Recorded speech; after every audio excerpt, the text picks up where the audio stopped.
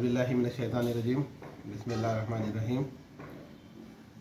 मैं Abdul Wahab Chandran Gutta corporator AIMI मजलिस इत्तेहादुल मुस्लिमीन की जानिब से आप तमाम को ईद उल अज़हा की बहुत बहुत मुबारकबाद देता हूँ। और उसी के साथ मैं आप तमाम से ये गुजारिश करता हूँ कि अपने अपने एरियो में साफ़ सफाई का ख्याल रखिए। हमने बल्दिया की जानिब से एक पॉलीथीन बांटे हैं, बैगा बांटे हैं, जिसके ज़रिए बड़ा जानवर हो या कोई भी गंदगी हो वो आप उसमें डालकर आपके घर के बाजू रख दीजिए। बल्दिया वाले आएंगे और आप वहाँ से वो ले जाकर बल्दिया से जहाँ पर भी डंप करना है वो करेंगे।